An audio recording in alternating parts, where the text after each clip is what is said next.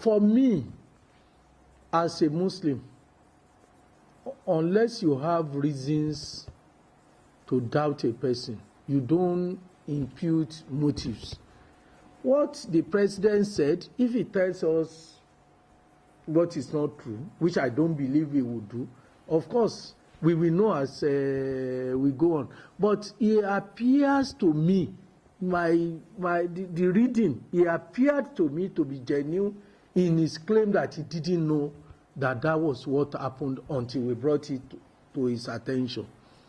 I cannot read his mind, but I can read his body language, his face, the genuineness of what he was saying.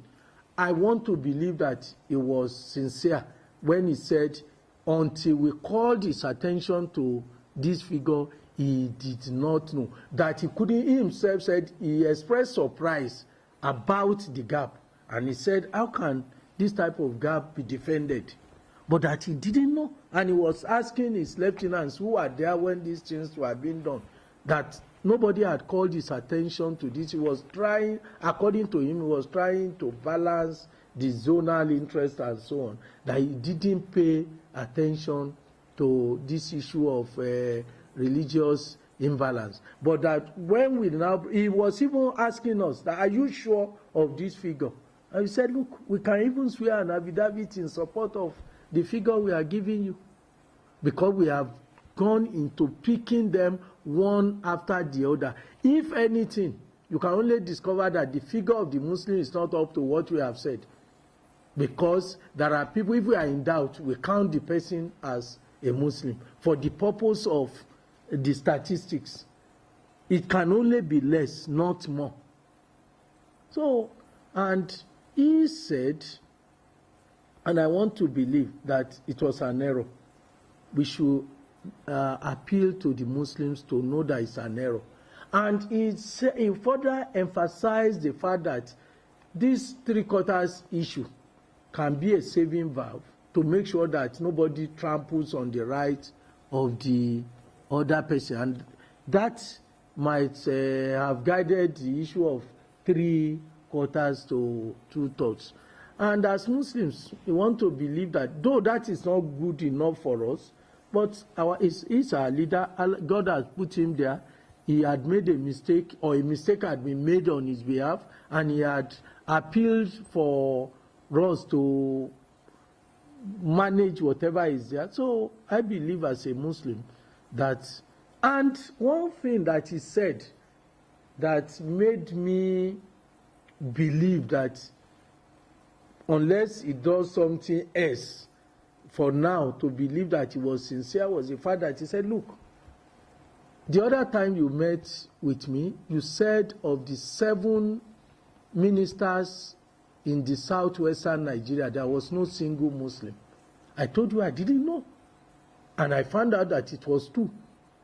When there was adjustment to the ministerial appointments, I brought in 2 Muslims as a matter of affirmative action, that all the names brought to him again were non-Muslim. And he said, no, 2 of them, 2 Muslims from the southwest, at least for now, that the two ministers, that was in reaction to what he said he didn't know that happened. 2 out of 7 is not good enough, but it's better than 0 out of 7. So if he could put that on table, that you called my attention to this, I told you I didn't know. Now that you have brought my attention to it, I've adjusted it. I think he has something on the table to convince us that he was is sincere. If after this event he does something else that we have to look again, then we might have to question the sincerity. But for now, I see no reason why anybody who believes in Allah would, and who believes in the guidance of Islam, will not have a tentative belief that it was just a mere mistake. But that does not mean that we should not look for a way of ameliorating the problems caused by the mistake. And for me, if people are reasonable, if people are considerate, they will know that there is a problem already created. They will not now put rub insult upon injury, that they behaving as if no damage, no injustice has been done. And why are you asking for two-thirds? Why are you, when they know within themselves that they are talking from an advantageous position, having been favored, though inadvertently. So if I go, we want to talk about Nigeria, and I go to Abeokuta, where I come from, I gathered 300 people. Then I asked other states, bring two. And they brought their, and I say, okay, decision will be taken by 80%.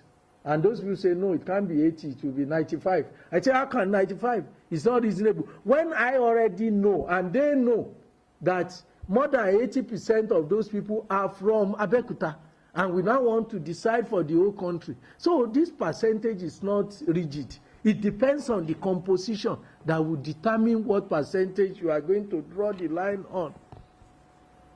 So the controversy is not really about percentage. It's how to rectify the abnormality in the composition of the conference.